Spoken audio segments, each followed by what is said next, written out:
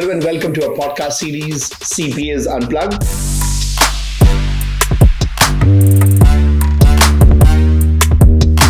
Today in the show, we've got a very special guest, Rebekah Olson, a young, dynamic CEO of the Maryland Association of CPAs. Hi, Rebekah. Welcome to the show. Thank you so much for having me. Yeah.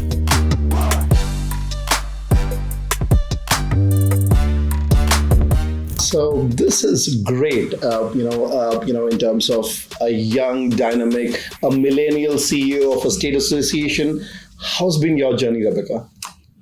It's been a crazy journey. The last year, so I've been in the role about 16 months, I want to say. Okay. So not. And he's still holding fort. Still holding fort. Everyone's still here. Still have the CPA license. Yeah, everything is going well. We have an amazing team that I've had the pleasure of being a part of for almost 11 years. Wow. So being able to continue my career progression and continue that journey with our amazing team here and our amazing members in Maryland. The CPAs in Maryland are a special group that I'm proud to be a part of and proud to lead. And we have some amazing volunteer leaders. So it's my pleasure to just serve them. And really, it's really their work that I see a lot of pride, Maryland proud and all Absolutely. The bragging rights that we're talking about. Absolutely. Yeah. We have just a fantastic group of diverse, inclusive, really passionate leaders. And that's kind of been our history. We were the third state to have a CPA license in 1901. So we were founded, and MACPA was founded in 1901. And what we've done since then is try and stay in the forefront, try to make sure that we are innovating, that we are being inclusive, and that we are really letting the CPAs in Maryland and therefore the whole country really prosper. And so we see our role both, within our borders. We serve our Maryland CPAs first, but we believe if we do that really, really well, it impacts the entire profession. So that's what our aim and our goal is all the time. Amazing. So, 1901 to 2023. Lots of stuff has happened, right? This profession has changed so very much.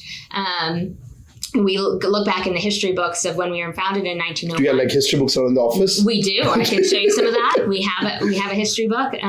When we were founded, it was really about an agricultural society, right? And all of a sudden we had this industry. Baltimore was one of the fastest growing cities in the U.S. at the Second Industrial Revolution. And so people are trying to figure out, how do we account for things that aren't corn and animals and things like that? What does that look like? How does industry account for itself? Wow. And so farming accountants got together and really helped create what is the MACPA in 1901, passed the license with the help of the folks that did the same thing in New York and Pennsylvania, which were the first and the second. You seem to have quite a lot of interest in history. I have been mentored very well in our history because it is so rich. My predecessor, Tom Hood, is a historian, a passionate historian. So wow. I have some of that knowledge because of the stories that he's told, and learning that it gives you an appreciation for where we are as a profession now, how our profession has adapted and thrived over the 100+ years that Absolutely. We've been serving America. And so what that looks like and how that's changed. You think of the role of technology and what the CPA does now, so different in the how that work gets done, but the purpose, the intent, the protection of the public interest is still the heart of what we do. So technology, I always refer back to I think it was a Wall Street Journal article back in the 90s or something, maybe 80s, talking about how Excel was going to replace accountants. And we all laugh at that now. And now we're talking about how AI is going to replace accountants. Exactly. And so it's a tool. It's the how of our profession has changed. And to the extent that technology has played such a critical role in our profession and is shaping business in general now, I think the what of our profession is changing somewhat too with that. Not just the, going from the spreadsheet to the Excel, or from the paper, ledgers to the spreadsheet, but more so the insights that we can gather from data analytics, from AI, how can we serve our communities even better now utilizing this technology, not being replaced by it? And you speak about technology, and we have the CPA evolution, which is happening, which is again trying to bring more of technology into accounting education, CPA education. Absolutely. We're working with a lot of universities trying to convert accounting into STEM. So what do you think of the future of accounting? And you just said we're going to be enabled by technology. Yeah. But do you really think in substance, of course, we have a lot of tech in our profession. In form, you still have a lot of young graduates, Gen Zs, more attracted towards STEM professions, towards computer science, and they don't really see accounting as that exciting anymore. What do you think of that?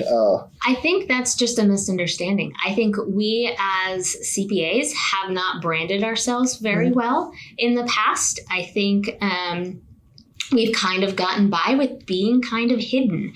And so there is this... And that's why we're doing this podcast. Yes, exactly. There is this dynamic where our work is generally hidden in spreadsheets, filings, meetings, whatever that looks like, right?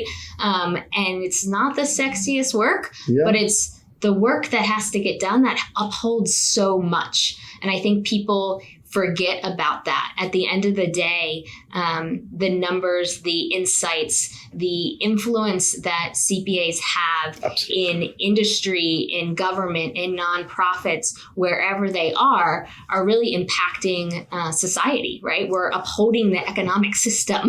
And so that foundational things, just like some of the trades, right? We need plumbers, we need electricians, we need CPAs. Just as much, we think about the pandemic and what was designated as essential workers. CPAs were in that group. You don't hear about that, but CPAs were central marked as essential group because you got to keep the economy going. We have to keep the economy going. People had to get paychecks. All of the assistance programs that the government was putting out were going through accounting and payroll systems. So somebody had to make sure that all worked, right? And we're still making sure that all works. But it's this hidden secret of a fantastic profession. If you can have that foundational skill of how money works in an organization, you can go anywhere with that. It helps everything. I was at an event at Howard Community College on Tuesday. And it was actually at the NABA chapter, I think one of the first 5 NABA chapters on a community college. So it was really great to be there and to witness that. But the culinary students at the college had prepared the hors d'oeuvres and snacks for the event. And I was chatting with them because they were like, I think I might need to know this accounting stuff. I want to start a restaurant. I want to start a food truck. And I'm like, you absolutely do, right? Entrepreneurship, which is one of the sexy careers that you hear about now, has its foundation in accounting, right? Absolutely. So many businesses fail because they have visionary leaders that are creative and have great things, but they don't have foundational accounting skills to make sure that the money is going to the right places and then it's being accounted for. And so it's a foundational skill that I passionately believe that everyone should have access to. Absolutely. No, I think so accounting is a very good convergence. Of course, accounting and technology and entrepreneurship. I mean, think of all the CPA firm partners. All of them are entrepreneurs. I mean, they're not just enabling entrepreneurship, small businesses, large businesses, but they are entrepreneurs in their own right. Absolutely. And you spoke about that, accounting being sexy. So, I have one of my slide decks which says, how do we make accounting sexy again? And when I put that slide, people seem to have a bigger problem with that word again. Yes, like it never was. Yeah, I can see that because again, it's been part of our nature to be a little bit more hidden. But I think as we think of the future and the role of the CPA in business, I think we have to change that. I think we have to be proud of what we do and talk about it a little bit more. I know when I talk to students, the 2 questions I get the most, and these are generally high school and below students, or what kind of car do I drive and how much money do I make? And as CPAs, we're very conservative, right? And we understand the impact of money. So we're not always flashy in how we spend our money. But if you go look at our bank accounts, our investments. We know that car is a depreciable asset, and we don't want to spend too much money there. Exactly. Now, that's not everybody. I know some CPAs with some very, very nice cars. But I drive a Honda, and it's dependable. And then when we think of the salary, that's like a taboo subject. You don't talk about your salary. And yet this generation, and actually you see this movement across the US of being really transparent with that, which I think is great, but has to be done in a certain way. And we haven't been very flashy because we're just more conservative, I think. And I think a lot of, focus is on what's the entry level salaries, which is comparable, sometimes maybe a little low. But then, when I talk to a lot of CPA firm partners, the question is, how much money do you make? And I think if partners were to come out and talk about the millions that they make, that would help. That would help. It is. It's that so that's my 1040, and you see. It's out there. The digits out there. Yes, there is more lifetime earning potential, I think, that we talk about a lot. We try and talk about, but I think students these days are very, instant gratification. What do I get on day one? Absolutely, and that's the world around us, right? Like, I can get something from Amazon or whatever delivered in seconds. It feels like I ordered a book this morning and it's here, by lunchtime. Like, that's crazy, right? But how do we change the narrative? How do we make it a little bit more transparent? The business model of CPA firms, I think, will be transforming because of all of these pressures. Absolutely.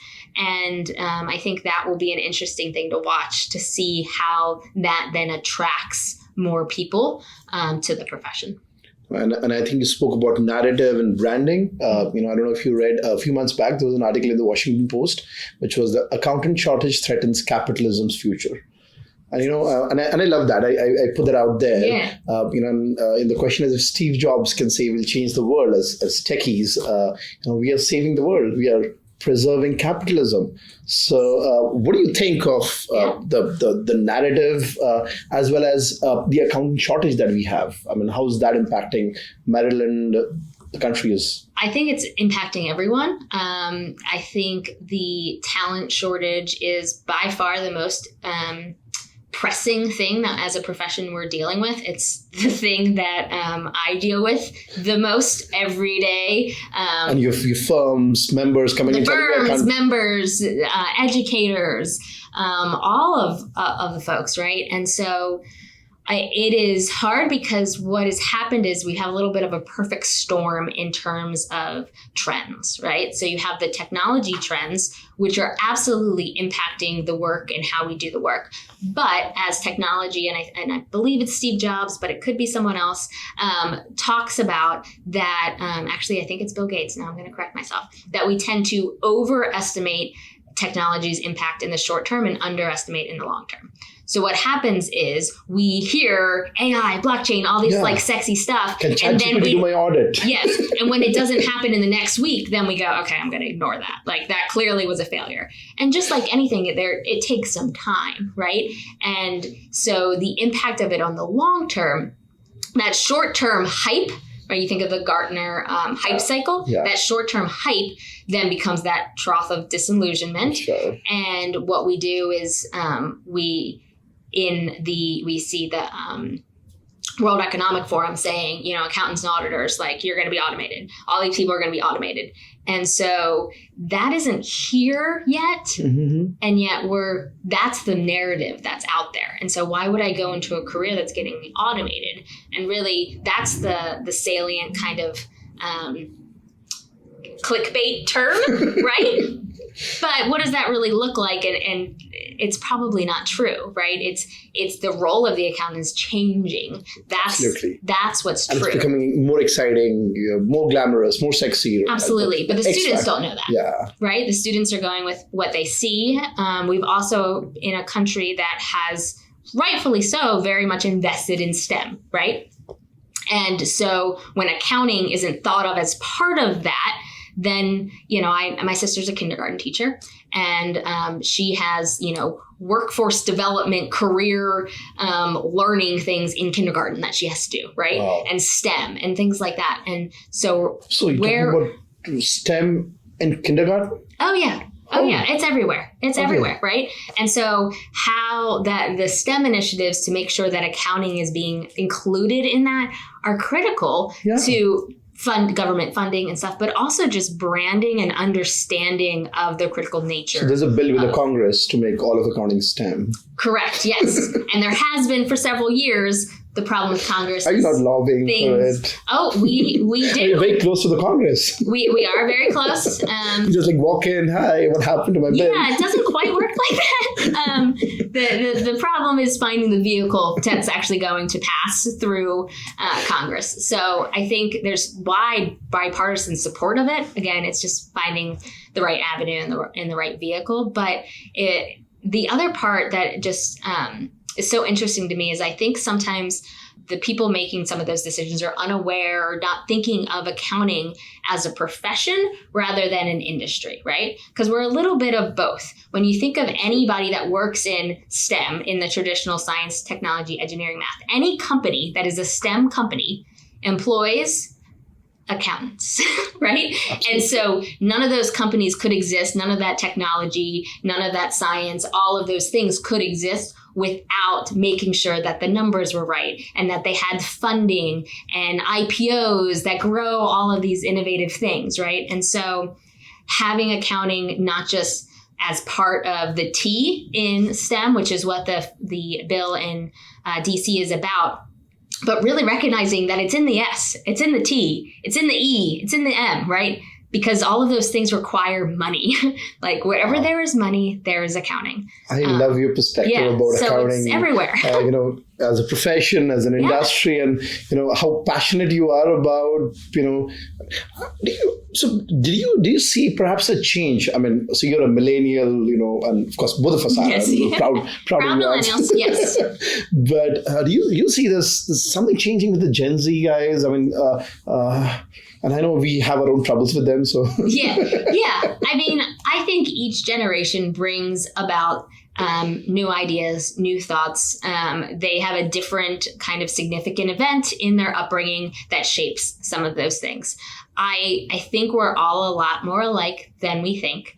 I think there are some generalities and things like that, but I think what business really needs is diverse thinking, right? That drives innovation. And so when I think of Gen Z coming into the workforce, I just see that as another innovative mind at the table, right? And so just like we think of diversity in terms of race and gender, ethnicity, whatever background, experience, I think generation is in that group. And the more people that we can get to come together working towards a common goal, because I think that's the essential part. I think Absolutely. Sometimes we don't realize that we're really working for the same thing. I think we just get better results, right? And so I try not to focus on some of the more stereotypical negative aspects of one generation or another, because I recognize every generation has some negatives and some very good positives. And so how do we emphasize the positives and work together? Amazing. So, and you spoke about a very interesting perspective, accounting as a profession and accounting as an industry, right? So, which is typically the public accounting industry, Correct. Right? So, and you started your career in public accounning, and now you are an advocate for accountancy. How's been your journey with public accounting, and then as a CEO of your entire journey with the Maryland Association of CPAs? Yeah, my career journey, when I talk to students, I always liken it to Lombard Street in San Francisco, which is that street that goes like this, right? Yeah, it's an amazing street. It's an amazing street, and it looks ridiculous, right? You look at that and you're like, that is not safe. Like, what crazy person thought that this was a good idea? People still go up and go down. Yeah. And the reason for the street is because the hill, the grade is so steep that you couldn't just go straight down, right? It would be a hazard to do that. So you look at it and you think it's dangerous, but really it's designed to safely bring you to the bottom. And so my career started, I wanted to work in pro sports, which nothing about me says that on any given basis, but I am a huge football fan.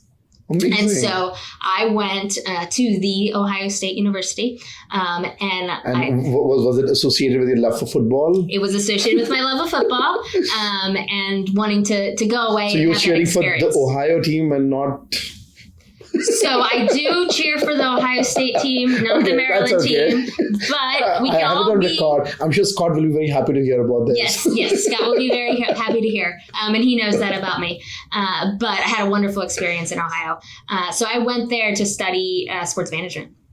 And as part of that, sports management. Okay. I took my, accounting 101, and I fell in love with the organization of it and the profession aspect of it and understanding the foundational skills. And to me, I thought... So you found accounting more exciting than sports?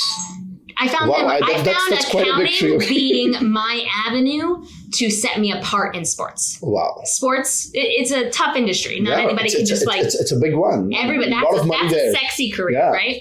And so I double majored in accounting and sports management. From that, I fell in love with my accounting courses. I recognized that the foundational kind of skill that it was. That's good to hear, everyone. Yeah. So I did 2 internships in public accounting with 2 different firms, had great experiences in both, ended up signing full-time. And did you have clients which were sports? I did. Okay. I did. I had some sports clients, which were interesting to work on. And my original career goal was like, I'm going to go do this. I'm going to work on some sports clients, and then maybe one day the opportunity will open up. That some CFOs like that's the girl I want to hire. That was my goal. I wanted to be the CFO of the Ravens, which consequently now in this role I get to talk to him. Jeff Gehring is his name. He's the CFO of the Ravens, CPA, and just great guy. He knows you want that his I wanted job. His job. Yeah, that I wanted his job. Yes, that was the first thing I said to him when I got to interview him. I was like, I wanted your job. Like when I was little, that's what I wanted to do. From a young age, I wanted to work. He would be proud and insecure at the same time. Exactly. So I graduated. I started working in public accounting. The experience, the learning that happens on the job in public accounting is crazy. It's immense. There is so much value in the experience that I had at that firm, both relationship-wise, industry-wise, work ethic, just learning how to be a professional. So I really enjoyed that time. What happened was I realized a couple years into that, passed the CPA exam, became a senior, got promoted, all of those things, that I had some strengths, some natural abilities and passions and desires that avenue at the time didn't afford me to be able to do. And because of that, I wasn't feeling like I was really giving the firm the best that I could, right? And so I approached the firm. We tried to figure out what I could do a little bit differently. Ultimately, it didn't work out. But for me, it was a huge turning point in my career to recognize that the foundational skills that I had learned were now going to go in a different direction. Yeah. So that pinpoint turn, right? I can sort of already figure that out. Sports management to accounting, public accounting. So and to next, I actually started working with a career coach. I left public accounting. I had a mortgage, so not, advised to quit your job when you have a mortgage. But I left and I started working with a career coach to really decide how I could utilize the skill set and the strengths. And I had a list of 10 things that I wanted in my career. Oh my God. I still have the list of 10 things. Career coach, yes. Like scratching his head. What do I tell her? Yes. And they said, you have a passion for an understanding for the profession. And for whatever reason right now in this career, in this skill set, you're not fitting inside it right now. And did the career coach grab your hand and get you to Maryland Association of CPAs? A little bit. I was familiar with them. I had been a member for several years, an active volunteer. I'd grown up around the association. And so that's when I started just part-time just doing this with they had a certain And you need. already left your job, and this was... Yeah, I was just doing the volunteering. I was working part-time with MACPA in some of their curriculum planning through the Business Learning Institute when we had that. And then that was 11 years ago. So I started part-time. Within a couple months, they're like, we need more of your time. And then I was a customized learning consultant. So I was putting together curriculum for firms. That was one thing I really enjoyed. They were doing succession planning. They knew this. I don't know. I don't know they knew what they were getting into. But I had done some of the curriculum planning, or I really enjoyed that part of my job at the firm, working with interns, new hires, things like that. So I'd done some of that. Then this was typically for the CPEs and... Yes. So putting together training, mostly soft skill training. I think that's really important. Right? Absolutely. I mean, a lot of CPAs, very good in accounting, not as good in always presenting themselves. Right. And the ones that are at the top of their game, the partners, the CFOs are the ones that can do that. And so the true kind of success measures in our profession are not the technical skills. There are some brilliant technical minds in our profession, and we need them desperately, right? But I think what stands people out in terms of leadership in our profession is those success skills, softer skills, the ability to communicate, present, just the executive presence, the inclusive environments, all of those things, collaboration, facilitation, bringing the best out of other people. So I got to work with some of that, started teaching, and then I was asked to be part of our membership team to oversee membership. And then incorporated into that was our foundation. So I got to work with students a lot and student programming. Amazing. And then... So that was the last role I was in was director of development, kind of overseeing both our foundation and our membership activities. And then I was. So what's the focus of the foundation? That's typically on high school students. So it varies. So it started out actually just scholarships for college students. Got it. And it was actually around the time of the additional educational requirements. Created scholarships. The 120, 150. Correct. Okay. So when that started to happen, we realized, people need scholarships to help with those kind of costs. Since then, in the last 4 or 5 years, we have expanded the foundation to not just be about scholarships.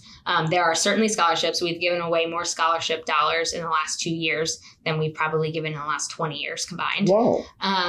But we recognize that diversity, equity, inclusion, and pipeline recruitment to the profession broadly takes dollars, it takes programming, it takes intentionality in what we do.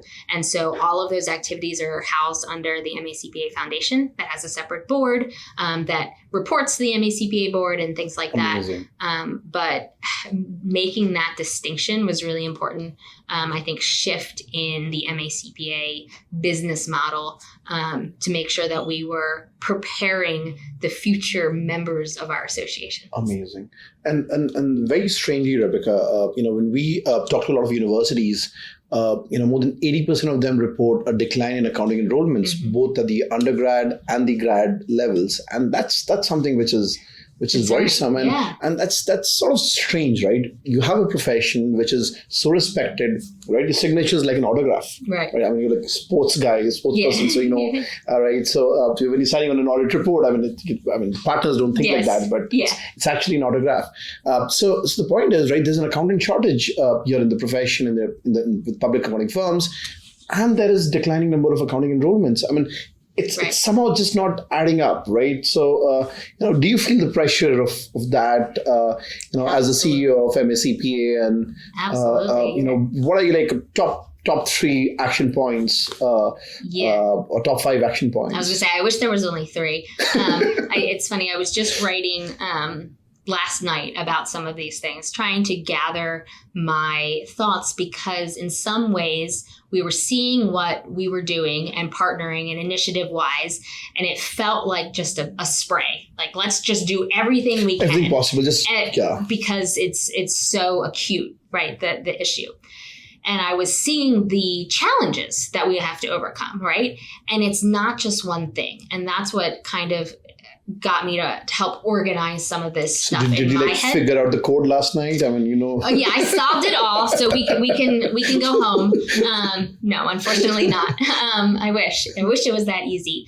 But what I've found is that the barriers or the hurdles or the challenges that we have recruiting to the profession and retaining talent in the profession, because those are two different buckets, right? Very true.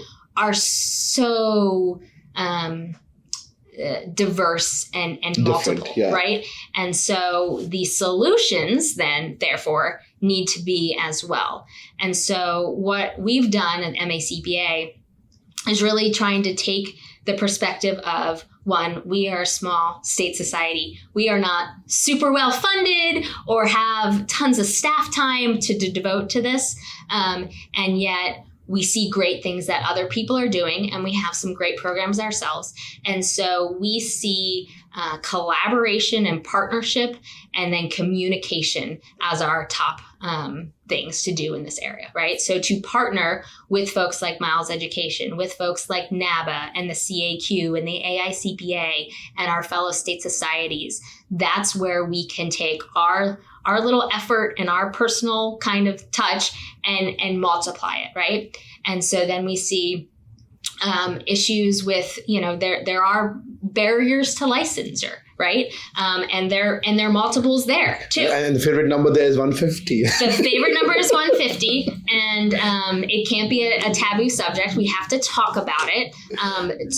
To talk about it, though, we have to understand the complexity of it, and it is complex. There's history you have to understand.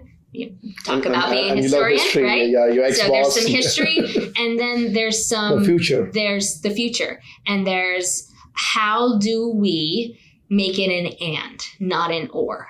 Absolutely. So what I see in the profession, basically, how do we transition? Right. How do we transition from past to the future? And how do we make sure that all of these initiatives, the research, the programs, the different scholarships, the different looking at regulatory laws and seeing where we can make progress, the STEM and accounting, this all sounds of these like a very things. Complicated theory, like too many dots. There's so many dots. And you just said there's so many, and you told me just figure it out. You got enlightened last night. Well, I got not sure I got enlightened. I got enlightened that the answer is and. Our profession right now, I think, is seeing it as more of an silos. Some silos. I think sometimes, we're not getting great media attention. I don't know if you've read the Wall Street Journal or any of those things. And I think we are better, or I absolutely am certain that we are better as a profession when we are working together. And so when we say, yes, AICPA and your ELE program, that's a fantastic thing. It's amazing. And, okay, this group, you're coming up with this new kind of apprenticeship or internship model, and we need scholarships. And CAQ is doing some amazing stuff in terms of branding. And NABA is providing some amazing resources to students and community and serving a need there. And the state societies are kind of boots on the ground, creating relationships, mentoring relationships with students. And there is something I think that everyone that is a CPA or every part of the ecosystem of accounting and finance, right? Because not just CPAs where we need people. We need people in the entire ecosystem of accounting and finance. Everyone that calls themselves an accountant, a CFO, a CPA, all of that, we need to take an ownership of, one, what we've done to perpetuate the stereotype in how we talk about our work, right? Absolutely. And we have to change the narrative ourselves. And so this is not a fix for Miles Education to come in and fix everything about the pipeline. It's not a fix for AICPA or the CAQ or even any state board or state society, right? It is an and of all of us working together. Amazing. I think and it's just all one of us word together. which is a solution, right? So I think And from a Miles perspective, we're working, and we really enjoy this, right? So working with universities, and and of course, Congress is taking its time, but we're still able to add analytics programs into accounting, convert accounting into STEM. So we get there are two steps, right? So one is adding the accounting courses in the curriculum, changing the SIP code, and that makes it very lucrative for domestic candidates, which gets more domestic enrollments, and we've seen that with universities. Yes. But our model then is also getting the international accountants working in the US, and for them, and it's sort of like a win-win for everyone. The firms get more talent, universities fill up those empty seats. And for those international accountants, especially from India, because that's a focus. That's like the American dream. They have that opportunity, right? And so that's the beauty of it, that we aren't fighting over talent in a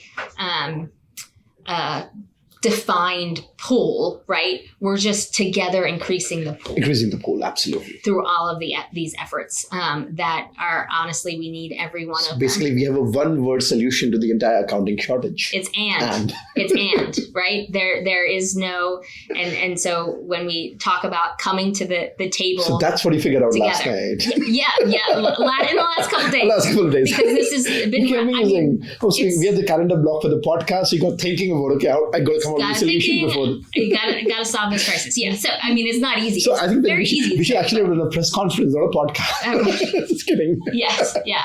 I wish that it's easier to say than do, of course. But I think sometimes that we talked about millennials. I think I am very stereotypical millennial in that I love collaboration. I love working with people, and I value diversity and inclusion. And I think when we approach challenges together, when we bring in different perspectives, when we leave egos at the door, absolutely, I tell you that's something that I see happening, and it's not always easy. Absolutely, because we all have our own interests to serve. I need to make sure that I have a job in 10 years. If this accounting shortage goes down, our membership goes down, this isn't looking good for me, right? I need to make sure I can provide for my family. But more than that, we all need to recognize how we all bring something to this table. Absolutely. And we have some really smart people working on this. And I'm pretty confident we can figure it out. Amazing. So Rebekah, you're so proud of accounting. You're so proud of Maryland. You're so proud of everything. Right, so it's like carrying the accounting flag, and then we spoke about the Maryland flag. We do love our flag, yes, we love our flag very much. So and when you look at a lot of folks from the outside, the accountants from India, and they're very excited about the American dream. Yeah. What is the American dream? Wow. I think that probably means different things to different people, right?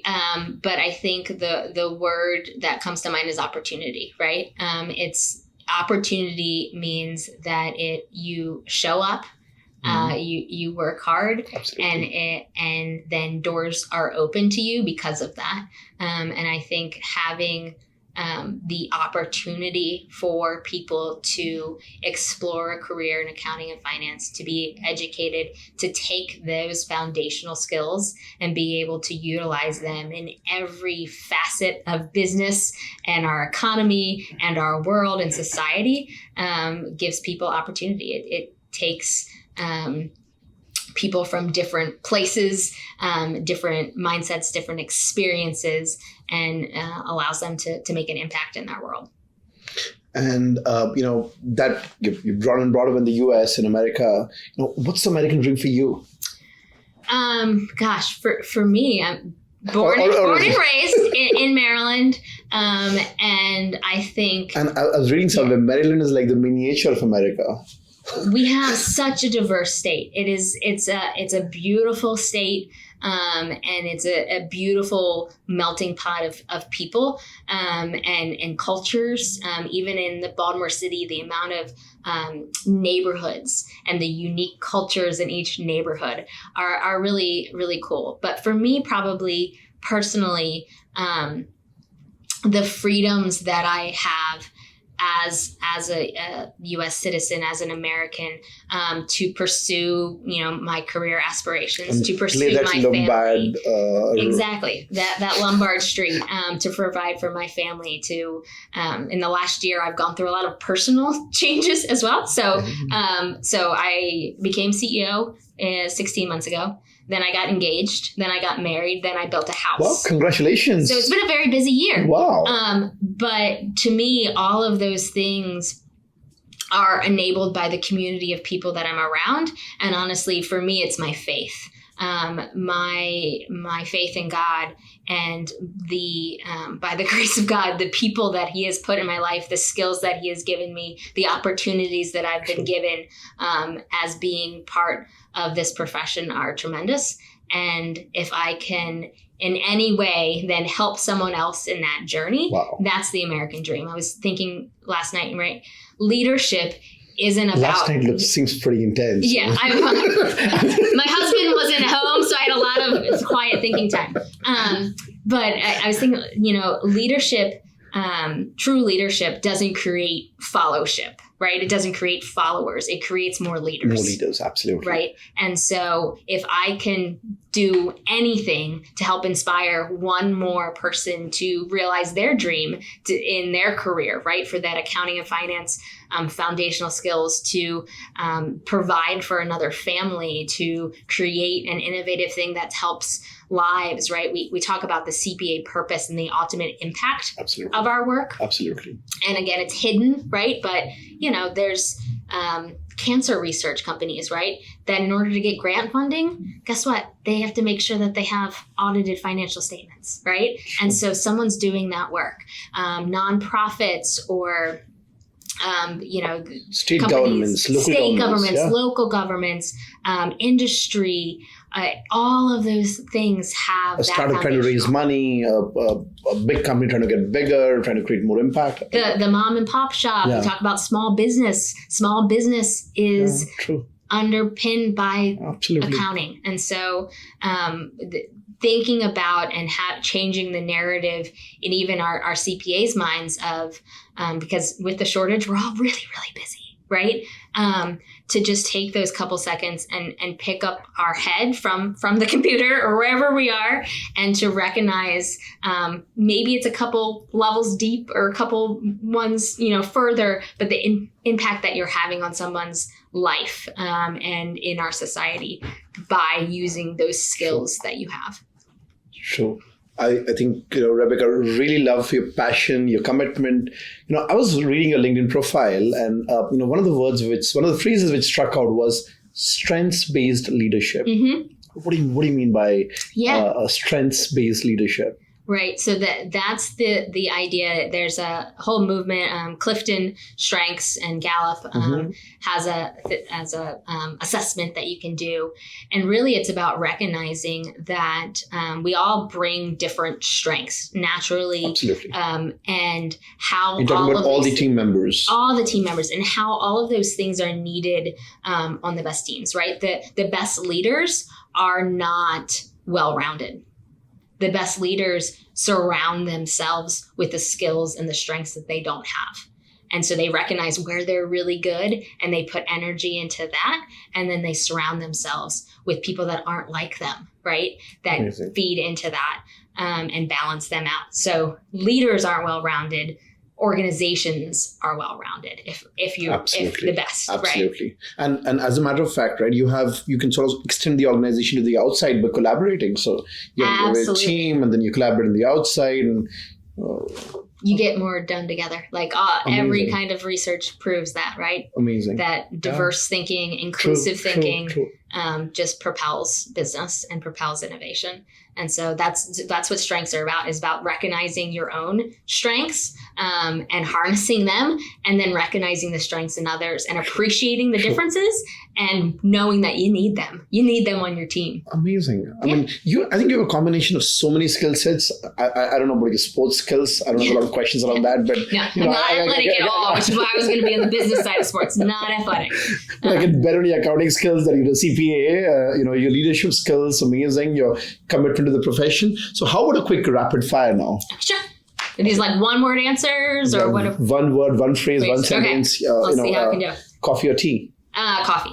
Any hobbies or interests that our listeners, a lot of them are young accountants, that they would be intrigued? I love eating food. I love cooking, but I love eating food more. So if eating is a hobby, sign me up. Just really, I find food and culinary things so interesting to me. Eating is great. How do you burn those calories?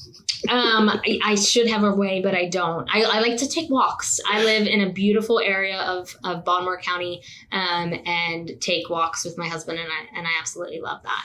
I'm a big sports fan, big football fan. That we know. I mean, you know that you did like a major in sports. I mean, that is a huge part of it. And we're fortunate to have you in accounting, and I sort of have a lot of gratitude for that accounting 101 class. Yes, it was quite the class, but it was a turning point, right? Like, hey, I think this might make sense. I can do this, yeah. And my faith. I think that's what.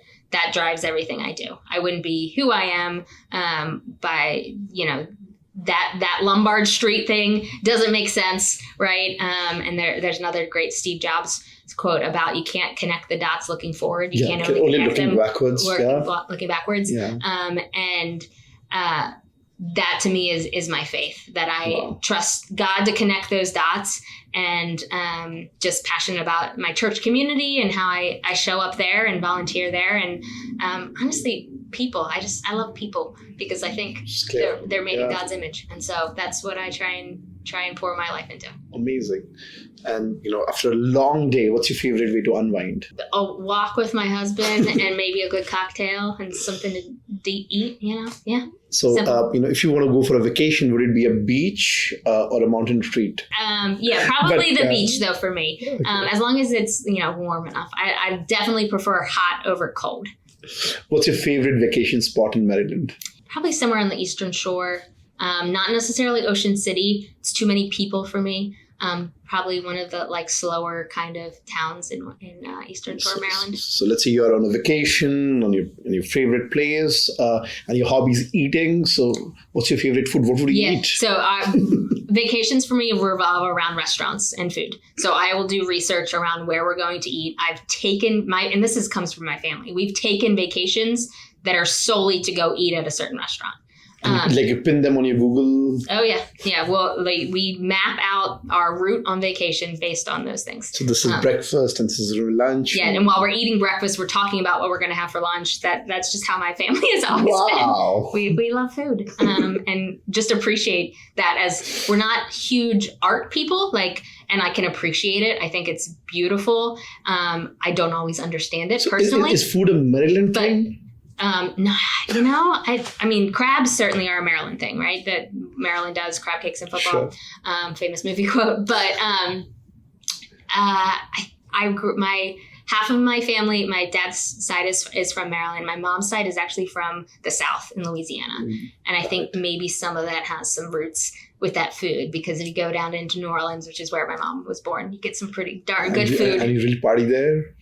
I'm not a huge partier, but I have been on Bourbon Street and seen that whole scene as well. But the food in New Orleans is the highlight. Yeah. If you could have a superpower, what would that be? Ooh. Don't tell me you want all the powers. It's just probably fly. Okay. I'll go with fly. I don't like to fly on airplanes. And the reason I don't like to fly as an airplane is I have a little bit of a control problem. I want it to be like the bus or the train when you press a button or pull something and they're like, I want to get off now. So suddenly you want to go to Ohio State and you fly from Maryland. Could be in control and do it myself. I would do it. So fly.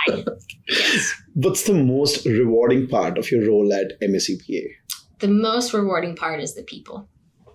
Whether that's people within the association, the community. Both. We have amazing members. So several years ago, we started a student leadership academy, and I got to meet some amazing students. Wow. And now I've seen those students go on and get their CPAs, be sworn in their swearing in ceremony, have successful careers in all different kinds of roles. And that's where my proudest comes from their career journey. You have a swearing in ceremony happening 2 weeks on October 24th. So coming up very quick. And then the MACPA team too, the growth of our own team. I think it's one thing for an individual to succeed in something, right? If I have a really great career, if I do something really well, if I win some award, like that's great. There's an extra special feeling when someone else you've mentored or poured into wins that award. That's even better to me. So, what's your favorite MACPA tradition? Let's see. One thing that we do before every meeting is we call it our good news. So MACPA runs on this entrepreneurial operating system model of like kind of doing business. That's how we operate. And part of that model says that you start off your meetings with good news. Now, not everybody is always having a good day, right? So we have to recognize that there's real life going on. Every time you meet, you got to have a good news first. It is that, right? And sometimes it's fantastic. Like I got engaged over the weekend. I got to say that one time, right? And sometimes I had a really fantastic meal last night, or my garden has more tomatoes than I've ever seen before. Oh. So it's recognizing and purposely calling out what's good and having that mindset. Everyone in the room before you go into the rest of the meeting, because when we walk into meetings, such a lot of positivity, right? Yeah, when you walk into meetings, you're just taking so blessed. Other burdens. Yeah. And so it just completely changes your mindset. And it doesn't work all the time, right? Because people have some hard things that they can go through. But there's still something to be happy about always. Absolutely. Yeah. So it's what you're grateful for, or how, the meal you made, or, what, I dropped my kid off at school and this is the first time that they didn't cry. I had one of my team members say that once. And so that's what it's all about, right? And then you get to learn about these, and it's personal and professional. So we do both. So what's professionally going well that you want to celebrate, whether small or big, and then personally as well. And the last question for you, Rebekah, you have so many young accountants, Gen Zs, millennials also in accounting. What's your message to all of these youngsters in the profession, in the industry? Some of them are really excited. Some of them are sometimes a little, burnt out in some jaded way. Yeah. But really passionate, aggressive. What's your message to all those youngsters in accounting today? Yeah. Stay passionate and aggressive. Like, make it what you want to. I think we have some great ideas, some innovative thinking from young people going into accounting today. Don't put your hand down. Like, continue to raise your hand, continue to get involved. I think that's the other part is to maintain that passion. Sure. Get involved in the profession. Make connections, because that's where the profession not only impacts your career growth, right? When you have that network of people, you just learn more from folks, those mentors around you. And I know it's a little self-serving because I run an association, but it's true. I think that's what I see. And you do it because you believe it. So I believe it. And also it's personal too, right? I had probably 6 MACPA members at my wedding. I had, past board members, because they're family to me. These are people that I care about. And so it's a personal, it's a career growth thing. And when you're talking about work, other things come up. And so creating those connections and stuff, is what I would tell young people. Get involved, create connections, make meaningful, relationships with those around you. Amazing. So thank you so much, Rebekah. Yeah, thank you so much. This is great. Really, really nice. This was one of our best podcasts ever. We need role models. We need rock stars. We need brand ambassadors like you to really, carry the flag of the profession. And, of course, we have, the Michigan, the Maryland flag. Not the Michigan. I'm in Ohio State, so you can't say Michigan, too, because that's we're getting into a whole other thing. Flag. Maryland flag. Yeah. And then we'll crop it. That's okay. But thank you so much, Rebekah. This is really nice.